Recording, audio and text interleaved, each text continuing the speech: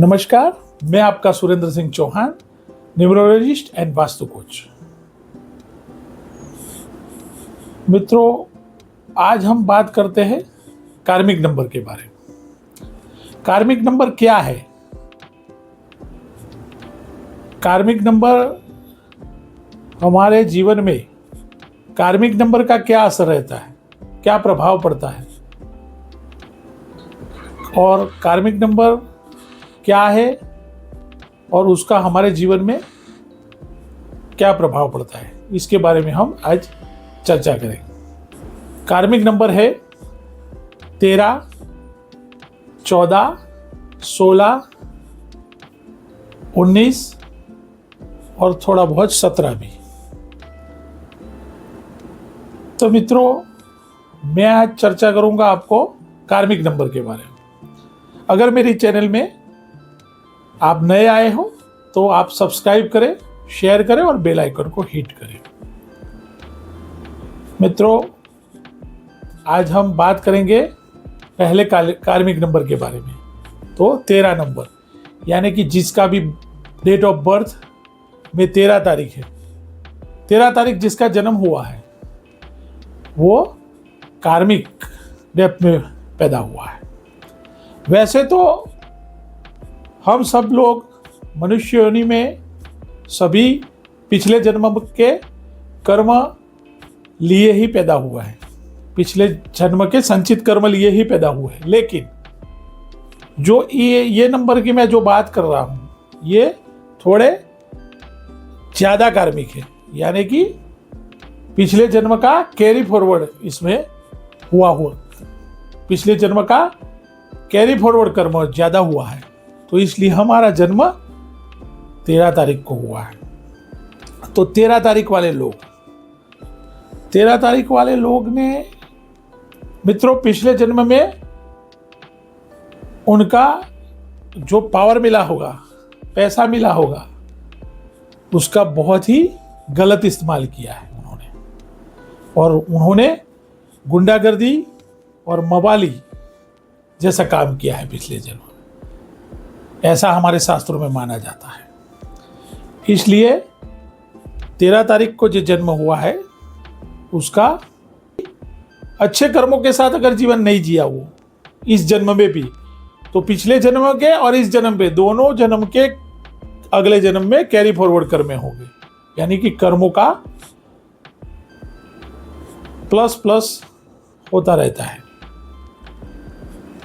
ये बात है लो ऑफ कर्मा की, लेकिन वो हमारे अंकों में भी शास्त्रों में माना जाता है।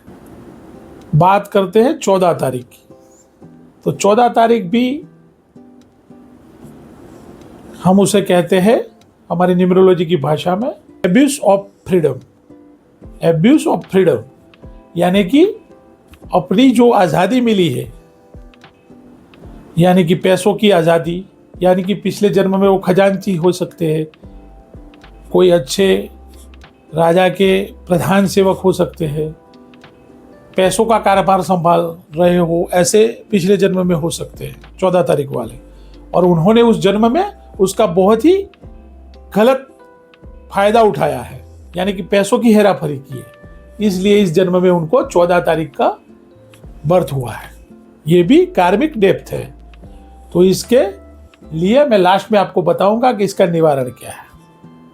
तो 14 तारीख वाले जितने भी लोग हैं उनको इस जन्म में भी अगर कोई ऐसा काम मिला है अच्छा, तो आप अच्छे कर्म करो और किसी को या किसी में भी पैसों की हेराफेरी मत करो, वरना पिछले जन्म के और इस जन्म में दोनों जन्म के कर्म कैरी फॉरवर्ड होंगे।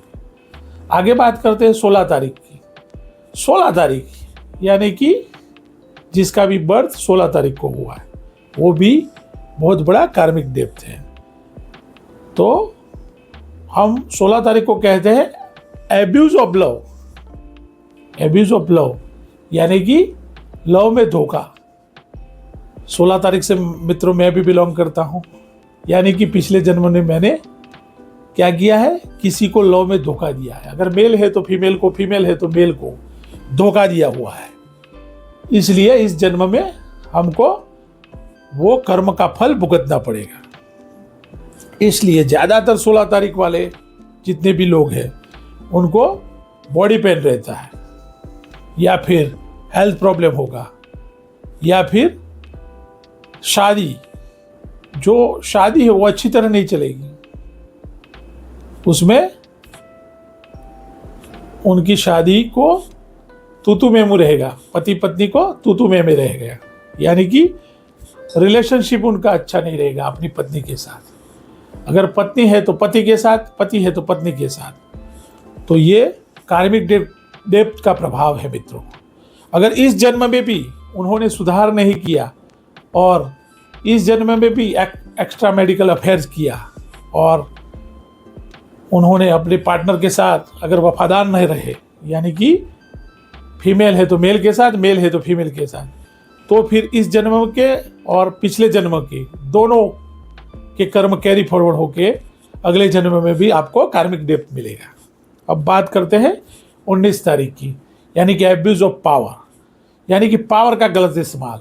आप पिछले जन्म में एक प्रधानमंत्री यानी कि कोई सामंत, कोई राजा के खास सेवक, या कोई धारासभ्य या एमएलए जैसे कोई बड़े लीडर रहे हैं, तो उसका आपने बहुत ही गलत इस्तेमाल किया है, यानी कि जो छोटे लोग हैं उनको बहुत प्रताड़ित किया है।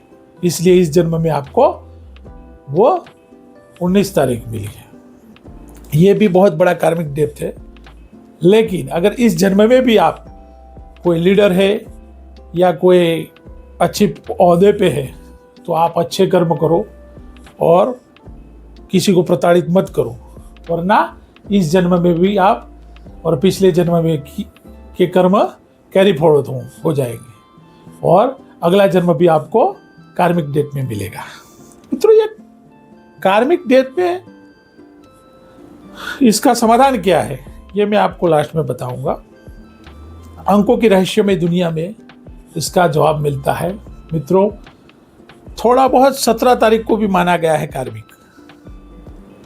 क्योंकि 17 तारीख वाले भी लोग कार्मिक डेथ में पैदा हुआ है।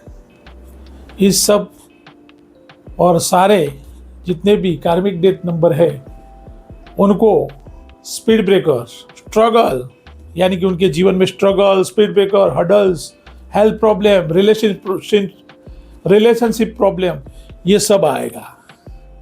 आप अगर मेरी बात से रिलेट करते हो, यानी कि मेरी बात को अलाइन करते हो, तो आप देख लेना 13 तारीख वाले लोग, 14 तारीख वाले लोग, 16 तारीख वाले लोग, 17 तारीख वाले लोग, 19 तारीख वाले लोग, थोड़ा बहुत उनको ज़्यादा दूसरे नंबर के अनुसार इनको थोड़ा बहुत ज़्यादा struggle, hurdles, speed breaker, health problem, relationship problem, और ख़ास तौर पर 16 तारीख वाले को ज़्यादा रहता है। तो इसका निवारण हमारे शास्त्रों में क्या दिया गया है, तो मित्रों मैं आपको बताता हूँ कि इसका क्या निवारण है।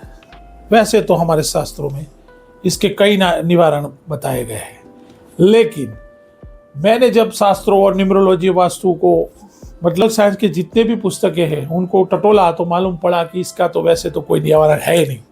एक ही निवारण है, वो है कर्मों का, यानी कि कर्मों को कर्मों से ही काटा जा सकता है। यानी कि हमारे इस जन्म के जो कर्म है वो अच्छे हो जाए, यानी कि पिछले जन्म में हमने जो कर्म किए हैं वो जन्म के जो कर्म है उनका जो बंधन है, इस कर्मों में हम अच्छे कर्म करके उसको सुधार सकते हैं। और हम अगले वीडियो में देखेंगे कि उनकी छोटी छोटी क्या रेमेडीज है, लेकिन सबसे बड़ी रेमेडीज है कि कर्मों को कर्मों से ही धोया जा सकता है। ये सबसे बड़ी रेमेडी है। तो आपके आसपास के लोग, चाचा, मामा, बुआ आदि लोग इस नंबर से अगर कोई बिलोंग करते हैं, तो मेरी बात को अगर कोरिलेट करते हैं, तो आप जरा देख लेना। ये न्यूमरोलॉजी के अनुसार, ऑकल्ट साइंस में ये माना गया है, कार्मिक डेप्थ नंबरों की चर्चा के बारे में बताया गया है। थैंक यू वेरी मच, धन्यवाद मित्रों।